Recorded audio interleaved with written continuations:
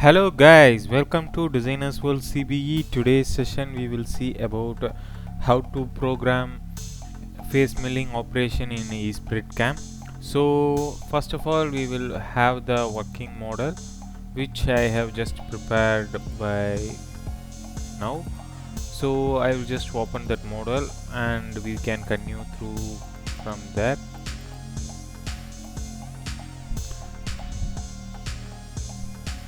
Okay, so this is our working model today.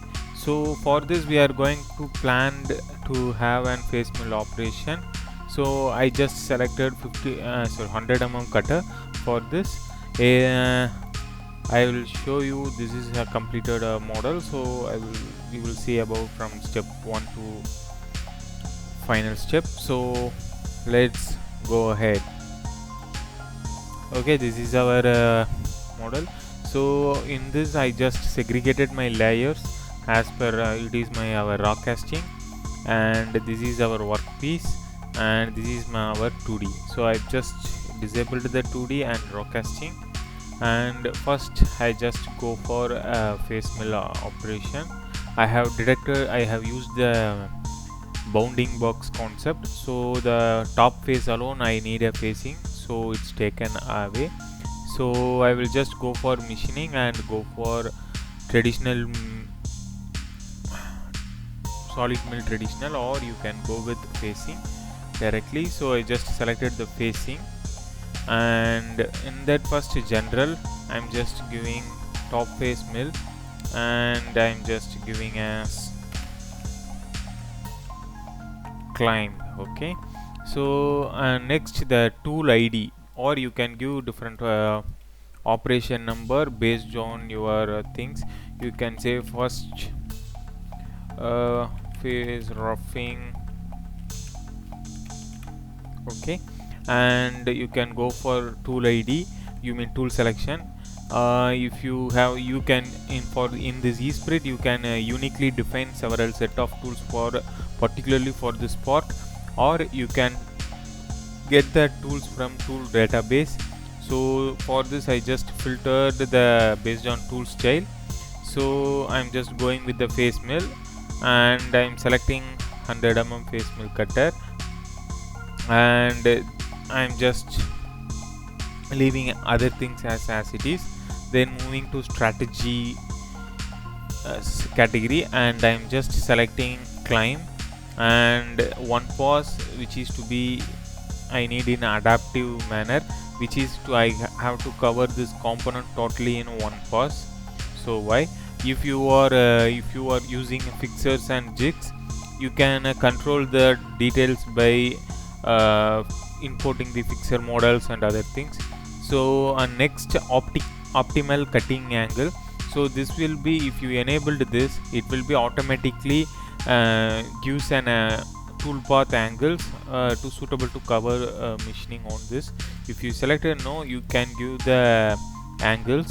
I'm just now given as 90 degree, and include islands. Yes, I enabled it, and stock allowances, because in facing operation there will be no walls for this component. So I'm just leaving as 0, and in the stock allowance of the floor I need 0.2 stock to for my final pass. So I just leave it as 0.2 is required, and the total depth is 0 because the stock will be above this. So I'm just kept as 0, and I need 0.5 as my depth of cut. Okay, so other than that we don't want to change anything, so I'm just clicking OK.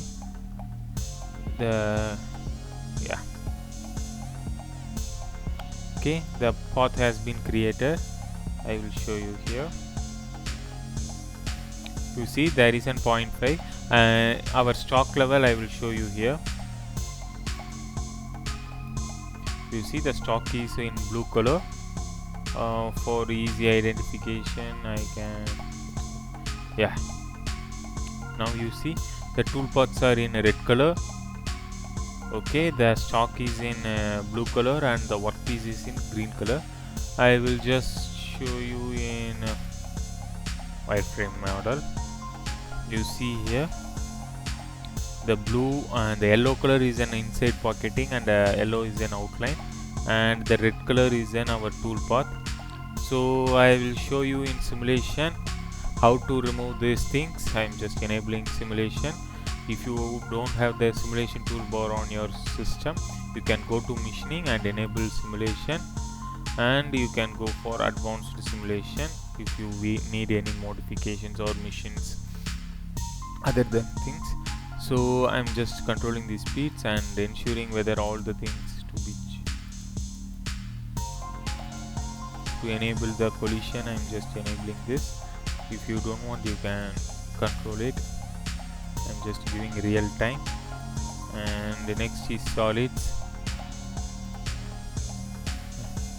and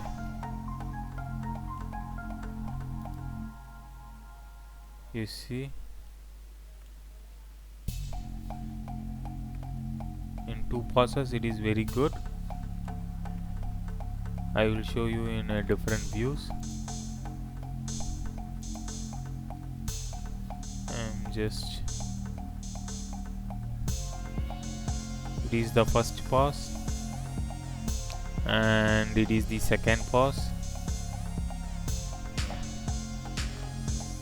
You see the total area has been covered. So these are the face mill, and to modify it I'm just working on it. I will show you in other strategy type. And if you see here in this, I am just selecting conventional and clicking OK. And excuse me,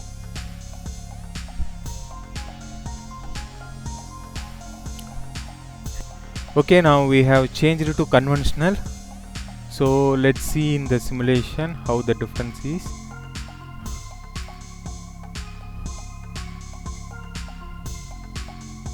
There is no difference if you note it down, because both are only in the single way operating, one way operating. So why?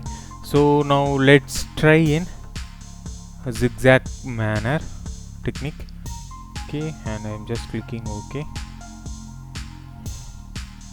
You see the toolpath is slightly changed. If you want to disable that links entry point and exit point, you can reduce it.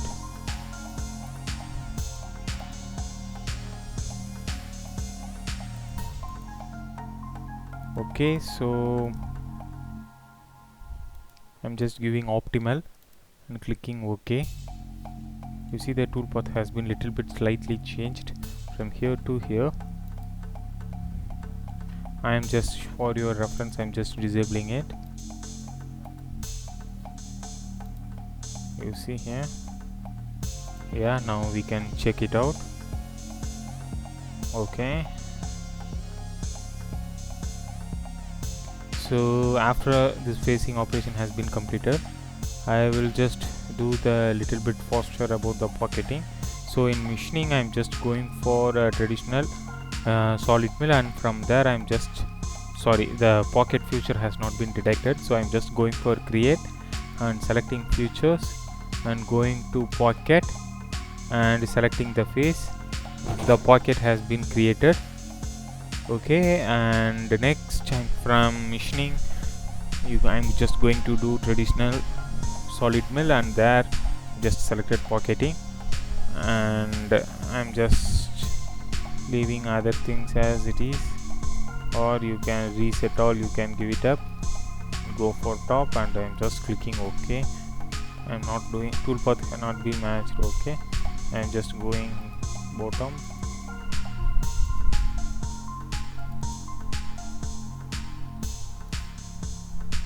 I don't want anything. I don't want here also. Speed rate must be greater than 0. Okay.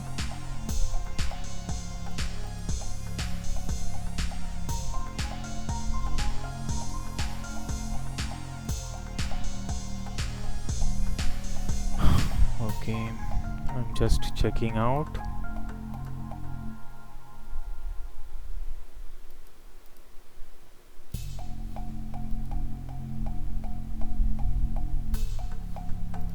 Okay, I'm just leaving as it is. And if you see, the milling has been carried out, but it is not completed. We will have some of the stocks on that area.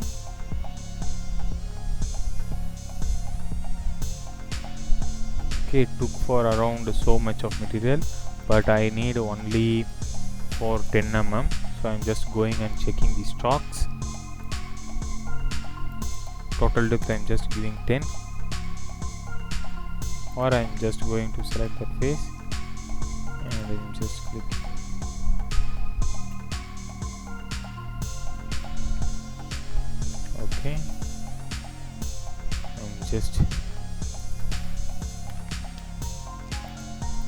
Okay, I'm just giving varying and I'm just clicking OK. Okay, because I just used the 20 mm cutter, so there is some area will be missing up, so why.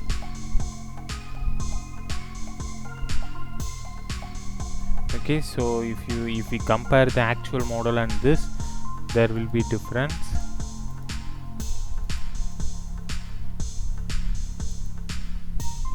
Okay, so for that I just going to my pocket again, and I'm just designed as my radius as 12, so why I'm just going for 12 mm cutter. Or you can use again you can use I think machining. From there you can go with the rest machining, and in rest machining you can go with the general, and the same inside it's my third operation. Inside corner correction, giving this as, and from I'm just taking 12 mm end mill from my tool library. You can filter here with the dia, or you can go directly to here. I'm just giving my 12 mm end mill and clicking OK, and the same way I'm just checking other things. Okay, I need only 10 mm as my depth. Yeah, I'm just clicking OK.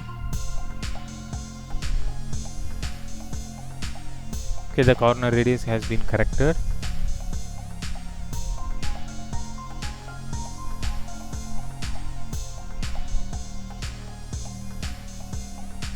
Okay, so the total I am just going to simulate.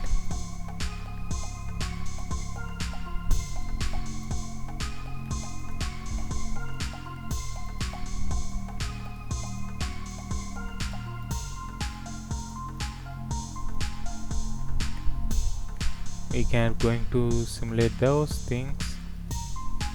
First the face mill, facing has been completed. Yeah, the next tool, and we are completing the pocketing, and we are going for that corner radius to adjust. Okay,